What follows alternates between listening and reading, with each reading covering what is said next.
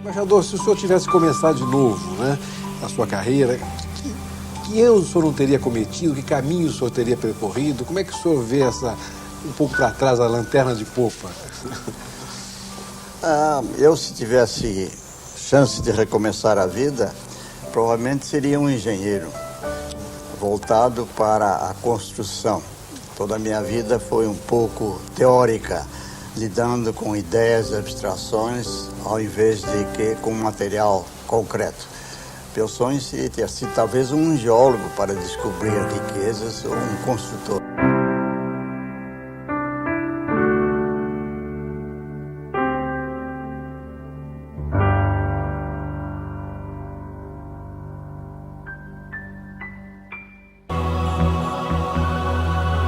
La democrazia è il punto d'arrivo a cui aspirano tutte le società.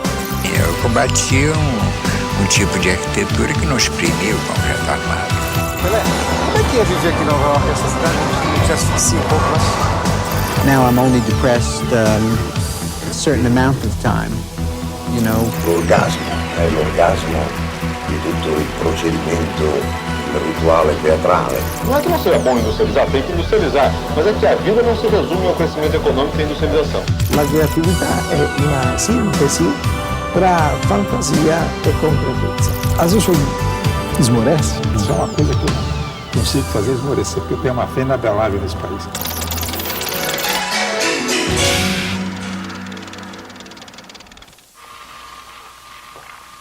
Bem, embaixador, terminar nosso café. Aqui o primeiro café bom que eu tomei em Londres, aqui na embaixada. Vamos começar a nossa entrevista, né? Café patriótico. Patriótico. Nosso entrevistado de abertura, embaixador Roberto Campos, um homem polêmico, um homem que, para os seus amigos, que são muitos, foi quem modernizou o capitalismo no Brasil, e para os seus detratores, foi o homem que abriu o Brasil para o capital estrangeiro, fazendo com que nossa economia ficasse dependente desse capital. Quem é o senhor, embaixador?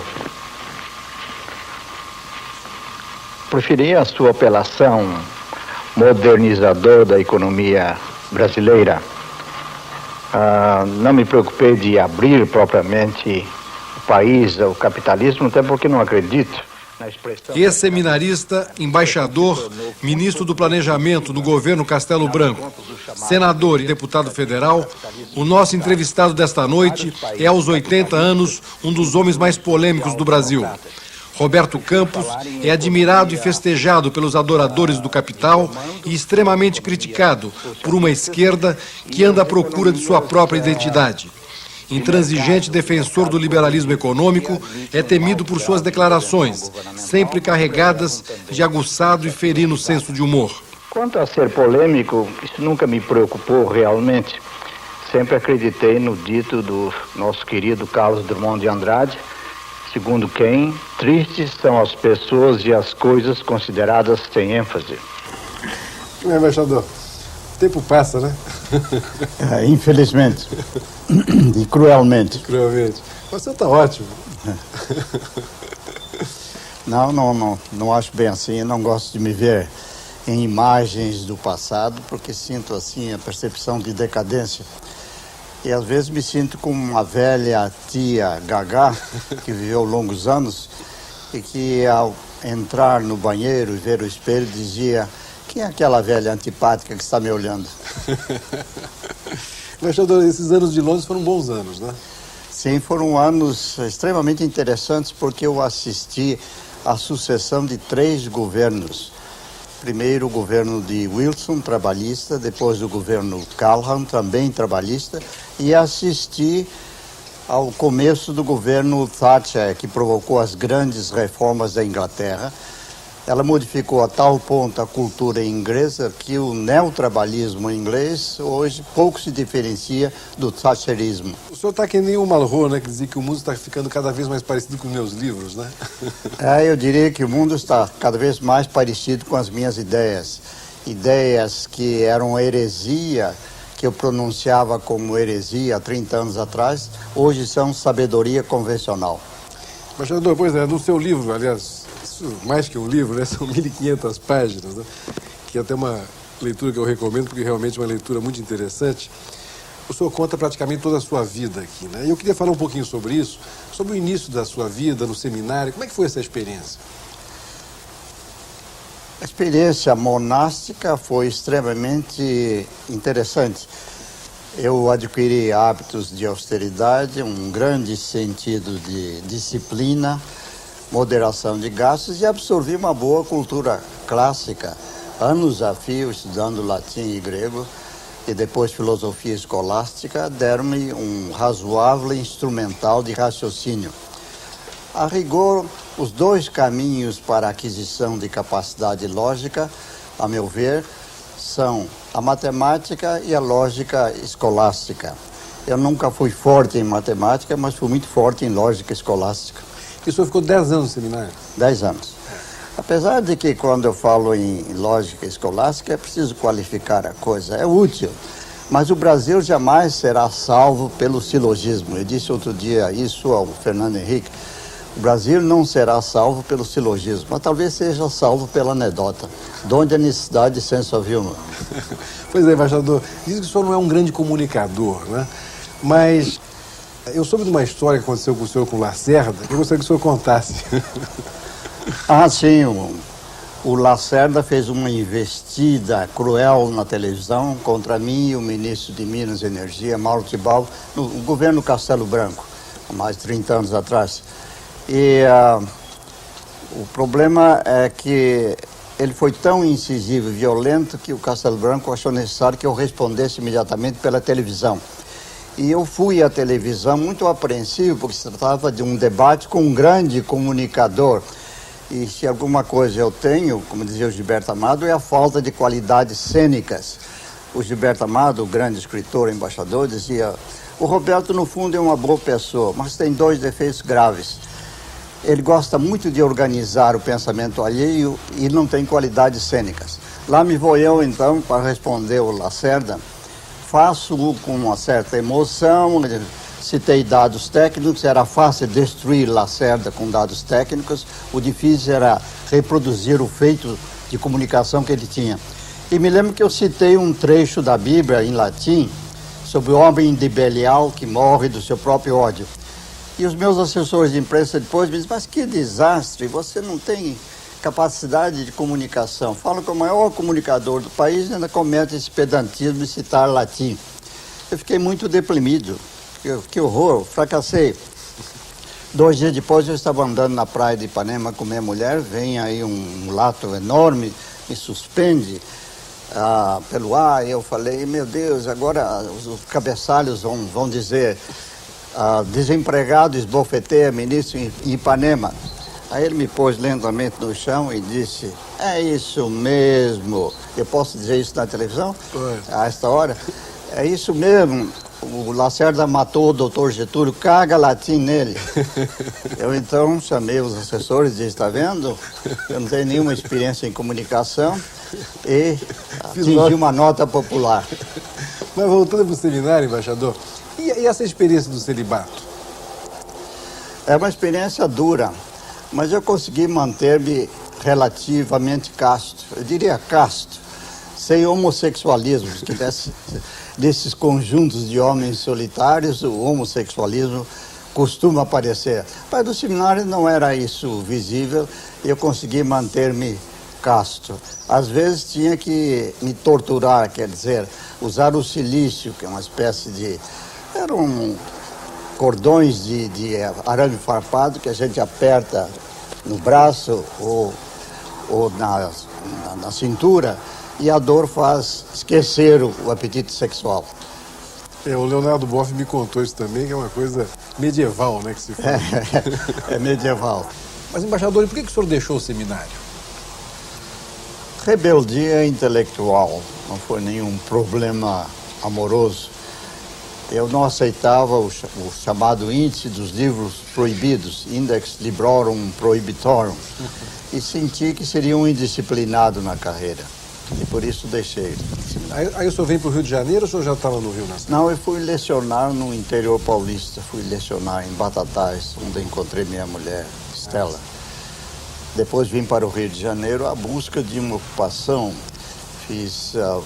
procurando um concurso público Curiosamente, o concurso que menos exigia em termos de documentação, eu não tinha documentação porque o ensino de seminário não era oficialmente reconhecido. Eu era bastante erudito, mas legalmente um analfabeto. Curiosamente, o único concurso que não exigia pré-requisitos era o do Itamaraty. Era o mais difícil e o mais simples. Aí o senhor entra para o Itamaraty e começa a sua longa carreira diplomática, né? O senhor nunca foi de esquerda? Não. Eu tinha, assim, uma espécie de socialismo romântico, que é uma espécie de gonorreia juvenil que dá em todo mundo. O problema é a gente se curar a tempo pelo confronto com a realidade. Eu me curei a tempo. Os noruegueses é que dizem que quem não é socialista aos 20 anos não tem coração. Quem permanece socialista aos 40 anos não tem intelecto. Bom, agora está difícil para conversar com o senhor nesses termos, né? Porque o mundo realmente mudou muito, né, embaixador? Mas o senhor não acha que essa volta, digamos, do Tony Blair na Inglaterra, Jospin na França, quer dizer que a história não acabou? Sim, certamente a história não acabou, mas não convém confundir o retorno dos trabalhistas na Inglaterra com o retorno dos socialistas na França, porque a Inglaterra sofreu uma reforma cultural profunda.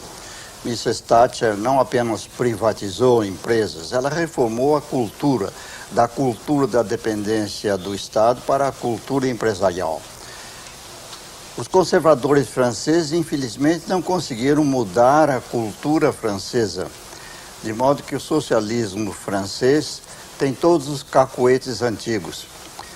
Os liberais e conservadores franceses não fizeram a profunda reforma cultural que seria necessária. Os franceses estão nessa chamada onda rosa. O problema com a onda rosa é que eles querem uma rosa sem espinhos. Isso não existe. Mas, embaixador, mesmo com todo esse seu liberalismo, o senhor não faz nenhuma concessão à social-democracia, ao socialismo? O senhor não acha que essas ideias também trouxeram mais generosidade à política? O respeito ao mercado tem assegurado uma combinação de três coisas difíceis de combinar, que são liberdade política, eficiência econômica e uma razoável equidade. Não igualdade, porque Deus não foi socialista e não criou as pessoas iguais. O que se pode é administrar humanamente as desigualdades. E eu acho que o sistema das democracias ocidentais, que misturam a economia de mercado, quer dizer, o capitalismo, com a democracia política, conseguiram um sistema quase ideal, nenhum sistema ideal. É um sistema que pode ser universalizado, hoje a democracia tende a se espalhar, e que tem condições de sustentabilidade, porque é baseado no consenso e não na opressão. Embaixador, naquela época que nós gravamos em Londres, o Brasil vivia o início da abertura política. Vamos ver o que acontecia naquela época. Como é que o senhor vê o impacto da abertura política no Brasil aqui na Europa? Benéfico? Temos que analisar em várias camadas. O impacto sobre os ciclos políticos foi muito favorável.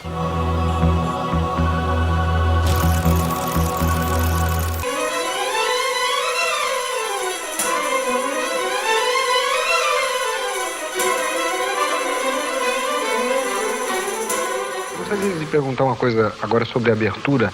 Como é que o senhor está vivendo aqui em Londres, em contato com banqueiros internacionais, com as pessoas que o senhor encontra aqui, como é que o senhor vê o impacto da abertura política no Brasil aqui na Europa? Benéfico? Temos que analisar em várias camadas. O impacto sobre os ciclos políticos foi muito favorável. Na realidade, a grande satisfação na Europa é em que os países de industrialização recente, que tiveram dinamismo industrial, são também países aqui no Ocidente que estão sujeitos a um processo de redemocratização. Por exemplo, Grécia se redemocratizou, Espanha se redemocratizou, Portugal e agora o Brasil. Nos círculos acadêmicos, que tinham muito preconceito contra uma suposta ditadura brasileira, contra o regime autoritário, também a liberalização foi extremamente bem aceita. Nos círculos financeiros, a aceitação é boa, um pouco menos entusiástica. Aliás, eu diria que eles distinguem entre o curto prazo e o longo prazo. No longo prazo, todos aceitam que a liberalização política seja extremamente construtiva, porque sem isso, as sociedades têm uma falsa aparência de estabilidade, mas podem explodir subitamente, como foi o caso iraniano, como foi o caso português.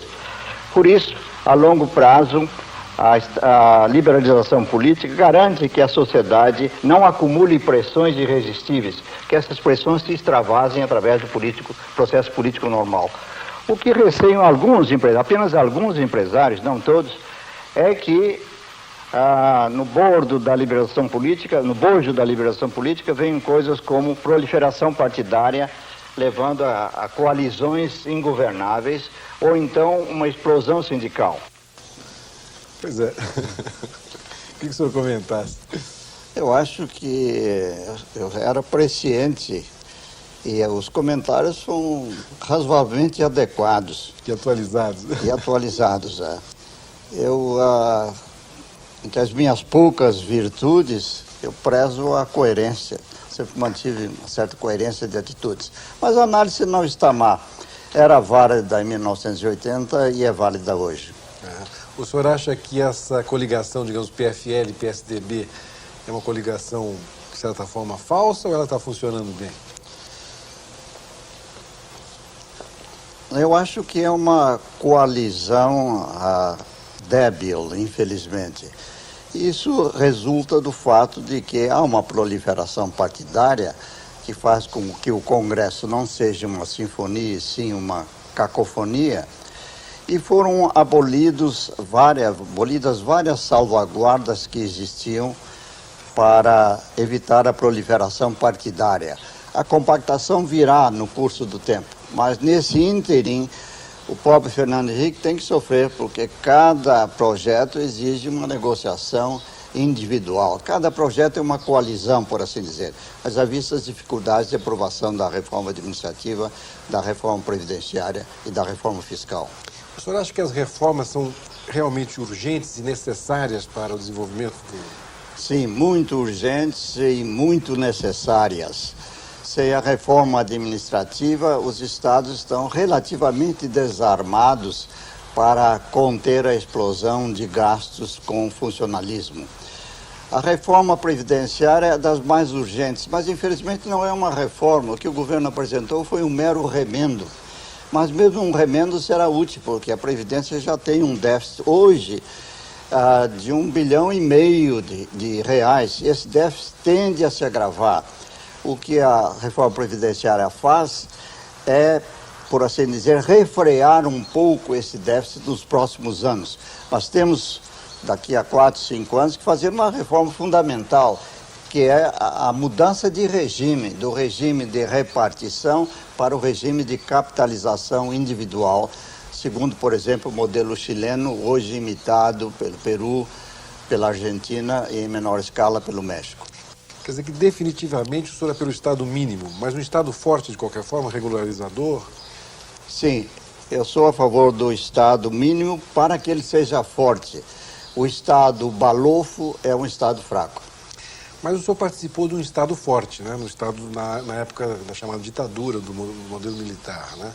É mais fácil governar assim? Talvez seja a curto prazo mais fácil, mas é muito mais perigoso. Haja vista a deterioração de várias das instituições que foram criadas no período militar. Eu criei o Banco Nacional de Habitação, que depois se esfacelou. O Banco Central se tem comportado muito mais dubiamente do que deveria ter sido. Várias das instituições, então, criadas sofreram a lei da entropia burocrática, quer dizer, a deterioração da energia. Isso faz com que o governo deva se concentrar em certas funções fundamentais e só elas, porque aí o perigo de degeneração burocrática é muito menor. Aliás, fala-se muito em keynesianismo, na ressurreição das doutrinas keynesianas, mas muitos dos que advogam uma intervenção do governo baseada em Lord Keynes se esquecem de uma famosa frase de Lord Keynes no livro Os Ensaios sobre a Persuasão. Dizia Lord Keynes: o governo não deve fazer um pouco melhor ou um pouco pior o que os outros podem fazer. O governo só deve fazer o que ninguém pode fazer. Nesse sentido, eu sou um keynesiano. Eu vejo que eu sinto o seguinte: o senhor não acredita muito nas pessoas, né? Não, eu prefiro acreditar nas instituições. A tarefa de construção das instituições é muito mais importante que a tarefa de exaltação das pessoas. Embaixador Roberto Campos é um liberal convicto que acredita no Estado como um regulador da sociedade e não como um protetor do cidadão, como são os Estados Unidos, por exemplo. Os Estados Unidos não são um Estado babá. Todo mundo tem que se virar. Preza-se muito a liberdade e a iniciativa individual. Há um contraste. De um lado, há uma aparente sensação de abandono. De outro lado, há uma enorme sensação de liberdade e estímulo empresarial. No conjunto, qual a sociedade mundial que consegue absorver 700 mil imigrantes legais por ano e dar-lhes emprego? E muito mais ilegais, provavelmente 2 a 3 milhões de ilegais. É uma sociedade extremamente dinâmica. Se nós quiséssemos que os Estados Unidos se transformassem como uma sociedade europeia ou escandinava, numa sociedade babá, eles teriam que bloquear a ida de imigrantes, inclusive brasileiros. Aquilo é um grande caldeirão onde aportam populações de cultura mais baixa, de nível econômico mais baixo, faz-se uma mixagem e o caldo cultural é bastante razoável. E a economia se move dinamicamente com 4,8% de desempregados, o que é a inveja da Europa, onde o desemprego é de 11%. Quer dizer que o senhor acha que essa questão da globalização não influi no desemprego, já que os Estados Unidos são extremamente globalizados e não têm desemprego? Não, a globalização oferece perigos e oportunidades. A sabedoria está em aproveitar as oportunidades e minimizar os perigos. Agora, não há rosa sem espinhos. Porque a globalização traz oportunidade e traz oportunidade, sobretudo, para os países em desenvolvimento? É porque, se eles se governarem razoavelmente bem e tiverem custos de mão de obra mais moderados, eles atraem investimentos. Foi a globalização que permitiu essa grande explosão asiática. E é a globalização que está atraindo capitais para o país.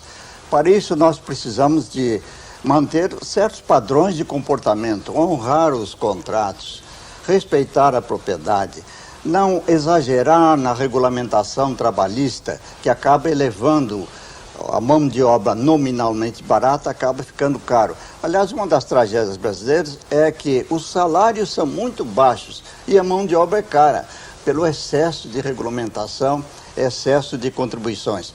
Mas para os países que se desregulamentam, que se abrem, que privatizam, a globalização oferece inúmeras oportunidades. Por exemplo, financiou-se a privatização da Vale do Rio Doce rapidamente, através de uma montagem fácil, permitida pela globalização. A gente não sabe nem de onde vem o dinheiro. Virá dos Estados Unidos, ou veio da Inglaterra, ou veio da Alemanha, ou veio de Singapura. É um mercado de 24 horas. Quer dizer, isso para o senhor não tem a menor importância de onde vem o dinheiro? Não, não tem a menor importância. O senhor acha que a soberania de um país não está nesse...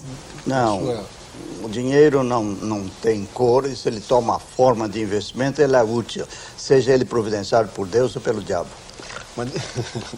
Mas o Brasil é um país que tem um destino próprio, né? O senhor não acha que com a globalização, com toda essa questão dessa abertura desenfreada, o Brasil também pode perder a sua própria embocadura como país? Não, o que o Brasil tem que fazer é participar do crescimento mundial. Não se ganha nada com o isolamento. E a participação na festa mundial de crescimento está estritamente dependente de duas coisas. Primeiro, melhorarmos o nível de educação média da população. Nossa mão de obra, conquanto diligente, paciente, é destreinada. A escolaridade média da força de trabalho é de 3 anos e 9 meses, contra uma média de 5 na América Latina, que já chegou a mais de 7 no Chile e Uruguai, que chega a 9 na Coreia e chega a 11 na Europa e nos Estados Unidos, 11 a 12 anos. E sem a escolarização maior da mão de obra, nós estamos condenados a ser ineficientes, porque a sociedade atual é uma sociedade de conhecimento. Diz que a tecnologia destrói empregos. Não, a tecnologia muda a natureza dos empregos. A tecnologia economiza empregos diretos numa atividade, gera empregos indiretos ou trabalho indireto em atividades correlatas. A rigor, pode-se dizer que, num primeiro momento, a tecnologia diminui empregos na atividade onde há uma modernização tecnológica intensa. Mas cresce o emprego nos setores periféricos e depois retorna também o emprego no setor inicialmente desassistido ou inicialmente punido pela tecnologia. O segundo elemento faltante no Brasil é poupança. Nós poupamos pouco. Enquanto os asiáticos poupam 1/3 do PIB, do Produto Interno Bruto, nós poupamos 18%, 19%, é muito pouco. E o governo, infelizmente, despoupa. Então temos que corrigir esses dois aspectos. Investir maciçamente na educação primária e secundária. E, em segundo lugar, criarmos mecanismos de poupança. Por isso é que a reforma da Previdência, não essa reforma que está lá, mas uma reforma muito mais fundamental, que mude o sistema de repartição para o sistema de capitalização, é fundamental, o aumento da poupança. Se nós atentarmos para esses dois problemas, poupança e educação, e deixarmos que com a privatização melhore substancialmente e rapidamente a infraestrutura, não há por que o Brasil temer a globalização. Nós podíamos repetir um milagre dos anos 60. Apesar das ideias liberais e de defender firmemente a privatização e o Estado mínimo, quando o ministro do Planejamento do governo Castelo Branco, o embaixador Roberto Campos, esteve à frente da estatização de alguns setores importantes da economia do país. O senhor viveu esses anos todos, inclusive alguns como ministro, né? E foram os anos da estatização no país, né? Como é que o senhor vê essa incongruência, digamos assim? É uma questão de fases. Na minha fase, que eu servi durante o governo Castelo Branco, não foi uma fase estatizante. Pelo contrário, a ideologia era toda privatista. É verdade que houve estatização de empresas. Eu tive que estatizar empresas de eletricidade e empresas de telefonia. Aliás, porque um seu amigo, o Brizola, tinha confiscado empresas, desapropriando-as, criando uma crise internacional. A única solução, então, dado que eram necessários violentos reajustes tarifários, para os quais haveria enorme resistência se tratasse de empresas privadas, houve então necessidade de estatizá-las. A intenção é estatizar temporariamente como alternativa ao confisco e para permitir a continuação de fluxo internacional de capitais para o Brasil. Infelizmente, no Brasil, o provisório se tornou definitivo e durante muitos anos a telefonia passou a ser inteiramente estatizada, a eletricidade também. Novamente, agora estamos revertendo o processo. O sentido da privatização é exatamente agora procurarmos converter investimentos estatais em investimentos privados, atraindo capitais estrangeiros como sócios e diminuindo o endividamento do Estado. Já que o senhor citou meu amigo Leonel Brizola, governador Brizola, como é que foi aquela época, embaixador, com o presidente Kennedy, o senhor embaixador em Washington, aquelas brigas aqui no Brasil? Como é que foi aquele momento? É particularmente difícil. A posição do embaixador do Brasil em Washington, na era Goulart, era complicada, porque eu recebia constantes pedidos de acomodação financeira, ou diretamente do governo americano, ou das agências governamentais, onde o voto americano é dominante.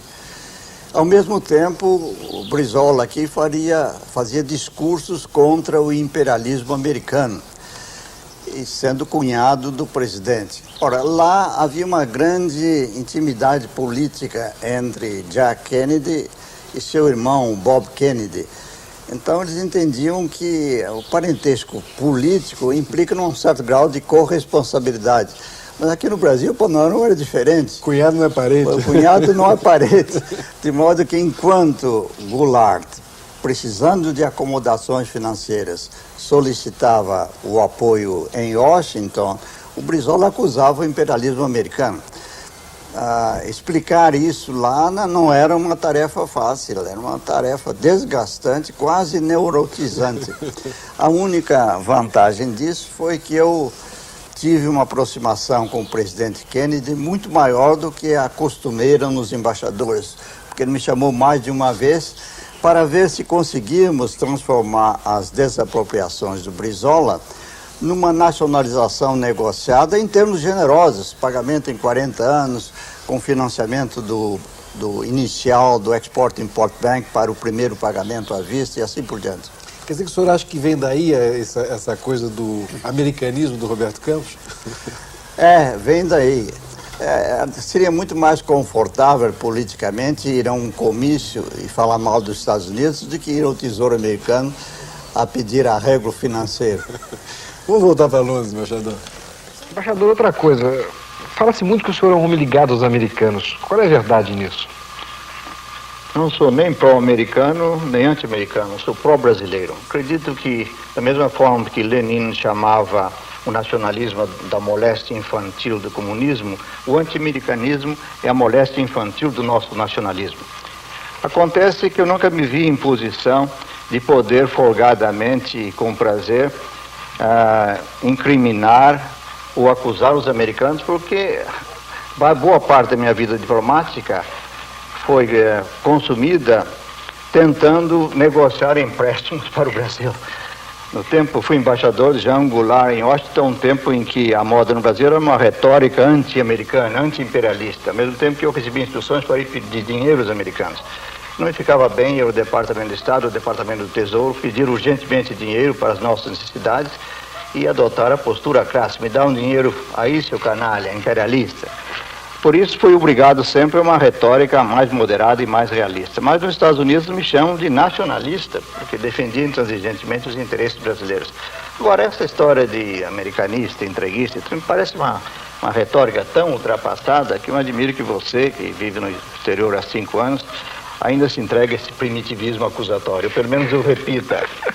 Eu falei que realmente o senhor é muito mais inteligente, tem mais talento do que eu. Ele poderia fazer todas as perguntas, o senhor ia sair muito melhor que eu, e realmente está provando isso. Sempre lhe provocando, o senhor batendo em mim, né, acredito que essas acusações de entreguismo estão inteiramente fora da moda. O que eu defendia àquele tempo é o que depois veio a ser defendido por personalidades como Gorbachev, que se dispôs a atrair capitais para a renovação soviética, ou Deng Xiaoping, que provocou a modernização chinesa. Em suma, o que eu dizia há 30 anos é que líderes dizem atualmente: o mundo tem que se globalizar, é necessário atrair capitais, porque eles trazem consigo 3 coisas: poupança, tecnologia e acesso a mercados externos. Quer dizer que esse negócio de Bob Fields agora não pega mais, né? Não, podia ser Bob Ping, Gorbachev, Robert Sov, o que seja. Isso tudo perdeu sentido, felizmente, mas foi um incômodo durante muito tempo. É muito ruim a gente ser etiquetado de qualquer coisa. Agora, teve uma passagem interessante quando o senhor estava com Kissinger lá na Universidade de Brasília e houve aquela pulpo dos estudantes. Como é que foi aquele momento lá? Foi curioso, porque o Kissinger se tinha empenhado em extrair os Estados Unidos das garras do conflito vietnamita. E os estudantes de Brasília, mentalmente defasados, o acusavam de ser um gestor do imperialismo americano. O homem queria exatamente o contrário, queria desentranhar os Estados Unidos daquele atoladeiro. E as paredes da Universidade de Brasília são de construção muito débil, são painéis de cimento. E durante certo tempo até houve um medo de que aquilo ruísse. Tal era a pressão dos estudantes de fora, martelando os muros. Depois nos reunimos numa sala, bloqueados, e eu então procurei distrair Kissinger, contando-lhe anedotas. Eu tinha um vasto anedotário, inclusive os versinhos, limericks ingleses, para atravessarmos a tempestade. Mas ele foi ameaçado de receber ovos os pneus do automóvel da embaixada americana, onde ele estava, o que ele usaria, foram esvaziados. O chefe da Casa Civil recebeu como prêmio uma estalada de ovos na testa. Foi um episódio absolutamente ridículo. Faz com que até hoje eu hesite em ir à Universidade de Brasília, porque uma entidade capaz de tolerar tamanho primitivismo me parecia dificilmente recuperável. Embaixador, no início do programa o senhor falou que às vezes se sente com uma tia velha, né, envelhecendo e tal. É duro envelhecer, embaixador? É terrível.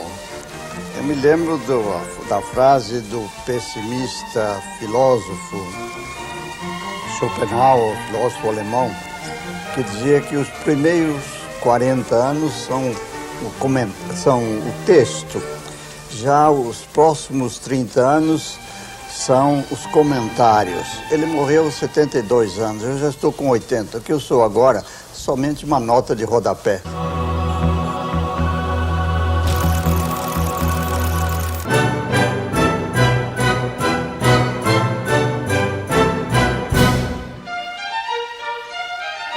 Os 80 anos de Roberto Campos foram muito comemorados. No Rio de Janeiro, um jantar no Copacabana Palace reuniu amigos e admiradores para saudar o arauto do liberalismo.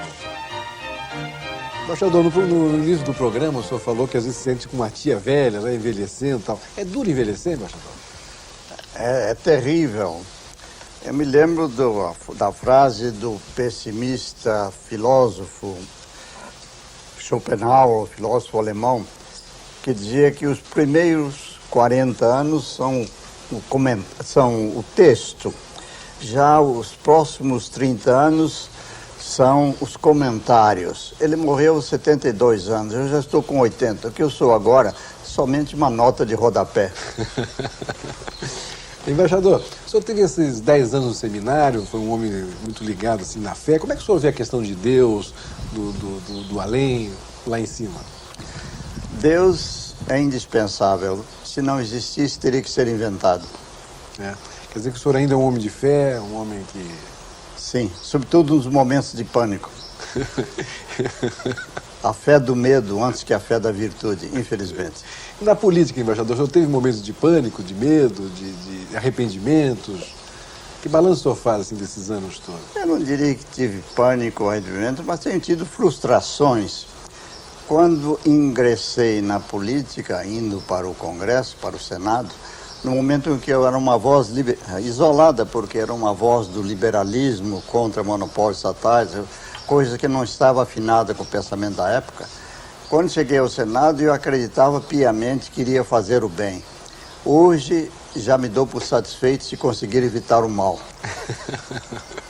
Mas, embaixador, o senhor é um homem muito culto, leu muito, pensou muito a vida toda. O senhor não acha que isso leva muito ao pessimismo também? Eu acho que não. Eu acho que a cultura, o pensamento, produzem um realismo crítico. E se a gente quiser modificar a realidade, não pode ser otimista. Tem que ser um crítico realista. Falando em cultura, o nosso presidente é um homem também bastante cultivado, né? Como é que o senhor está vendo a participação do intelectual como Fernando Henrique na presidência da República? Eu acho uma excelente coisa. Ele demonstrou que capacitação acadêmica e intelectualismo não são coisas que incapacitem o cidadão para o exercício da presidência. Não é necessário ser um demagogo tolo para ser presidente. É também um dos poucos presidentes exportáveis que temos. Ele é poliglota, ele se apresenta muito bem, tem uma boa cultura de sociólogo e vários dos nossos presidentes eram estritamente de consumo interno. Por isso eu acho que ele corta uma boa figura internacional e, enquanto eu divija de certos aspectos, eu acho que ele está na direção correta. O problema não é de direção, é de velocidade. Agora, não é um neoliberal, um liberal, muito menos. Ele é um pós-marxista que respeita a economia de mercado, porém não a ama. O senhor já disse isso a ele? Já conversou com ele sobre esse assunto? Já. Porque o senhor gostaria que ele fosse um liberal, um neoliberal, né? Sim, eu gostaria que ele fosse. Eu gostaria que ele merecesse a acusação que se lhe faz de ser um neoliberal. Não, ele ainda tem um tremendo sotaque dirigista. O senhor acha que ele tem um viés da esquerda ainda? Ainda tem um viés da esquerda. O que aqui soa bem, parece ser elegante ser da esquerda aqui, não? É uma estranha elegância, porque a esquerda desmoronou no mundo todo, mas aqui ainda continua elegante ser da esquerda. O senhor que viveu esses anos todos no Itamaraty, e o Itamaraty, digamos assim, um celeiro de pessoas preparadas, né? Que experiência o senhor leva do Itamaraty? Quais foram as grandes personalidades? Eu acho que o Itamaraty é uma espécie de UDN. A UDN era um partido burro de homens inteligentes, enquanto que o antigo PSD era um partido inteligente de homens burros. O Itamaraty está mais para o UDN. Individualmente as pessoas são lúcidas, convivência internacional, mas se entregam a teses absurdas. Eu fui sempre, por exemplo, contra o terceiro mundismo do Itamaraty, que passava a badalar e cultivar países do terceiro mundo, quando os nossos reais interesses, em termos de comércio, em termos de atração de investimentos, em termos de absorção de tecnologia, eram com o primeiro mundo. O Itamaraty foi favorável, ou pelo menos tolerante em relação à política de informática, que eu acho um dos crimes cometidos contra o desenvolvimento brasileiro. O Brasil perdeu o bonde tecnológico na década dos 80 com a política do nacionalismo informático. Que um cidadão comum, um político comum se entusiasmasse com aquela forma rudimentar de nacionalismo, se entende. Mas que gente sofisticada do Itamaraty não percebesse que um país que investia então 0,6% do PIB em pesquisa não podia aspirar à autonomia na informática é simplesmente absurdo.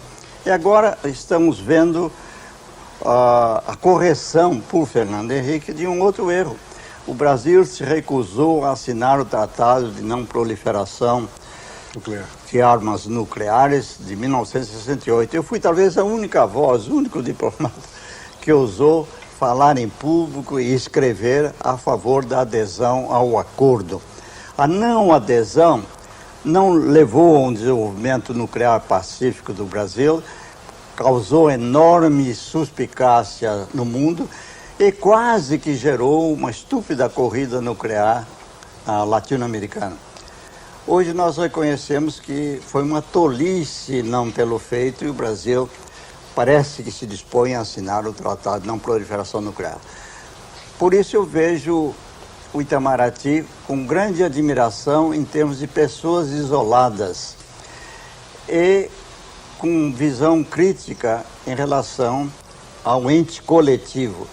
É, como a UDN, um partido burro de homens inteligentes. Agora, embaixador, nesse final de século, entrada no novo milênio, né, o Brasil se abrindo da forma que o senhor sempre pregou, né, o que o senhor acha que falta ao Brasil? O que o senhor gostaria que o Brasil vivesse nesse momento e quais são as suas esperanças nesse sentido? O Brasil tem alguns aspectos favoráveis. É uma população que não é afetada por grandes conflitos religiosos, raciais ou tribais. É basicamente uma população governável. Há um elemento muito importante que é a queda da taxa de crescimento demográfico, o que vai nos permitir melhorar a dotação de capital por habitante. E existe também uma atividade empresarial vigorosa, sobretudo no Centro-Sul. Em suma, o Brasil tem Centro-Leste e Sul. Em suma, o Brasil tem algumas características favoráveis, mas precisa de corrigir essas deficiências. Deficiência educacional, deficiência de poupança, o governo despoupa ao invés de poupar, e melhoria da infraestrutura. Mudando completamente de assunto, embaixador, o senhor viveu os anos todos praticamente da política, nos grandes salões, como embaixador, como ministro, né? De repente o senhor vai buscar o voto, né? Anda no morro, vai lá em Mato Grosso, quando o senhor foi senador. Como é que foi esse contato com a população? O senhor acha que essa intimidade, assim, melhora as pessoas? Eu acho que sim, dá uma visão muito mais realista. Eu tinha uma tendência à abstração, a formulação de conceitos abstratos. E o choque da realidade é muito bom. Eu entendo muito melhor o problema da pobreza e a necessidade absoluta de curá-la. A política é uma lição de realismo. De humildade também, né? E de humildade também. Agora, é difícil para quem, como eu, não tem grande capacidade de comunicação e, sobretudo, tive grande dificuldade em aprender o dialeto político.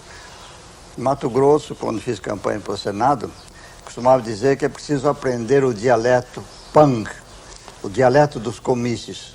E eu nunca fui bem sucedido nisso. O dialeto pang é prometer, mentir, acusar e gritar. Agora, o senhor já comeu aquela buchada de bode também? Lá, felizmente, era mais maionese e, frequentemente, churrascos, coisa mais mansa. Maionese é um pouco perigosa. Eu me lembro de uma vez ter perguntado ao Benedito Valadares, quando ele foi a uma reunião da ONU, eu fiz um discurso, redigi um discurso em francês, para ele insistir em falar francês. Perguntou: Benedito, você já visitou aí os 700, sei lá quantos municípios de Minas Gerais? Ele disse: ainda me faltam 250 maioneses. Agora, embaixador, se o senhor tivesse começado de novo, né, a sua carreira, que erros o senhor não teria cometido? Que caminho o senhor teria percorrido? Como é que o senhor vê um pouco para trás, a lanterna de popa? Eu, se tivesse chance de recomeçar a vida, provavelmente seria um engenheiro voltado para a construção. Toda a minha vida foi um pouco teórica, lidando com ideias e abstrações, ao invés de com material concreto. Meu sonho seria ser talvez um geólogo para descobrir riquezas ou um construtor. Já deu para terminar e mudando completamente o assunto. Deu para entender as mulheres? As mulheres, só o diabo as entende.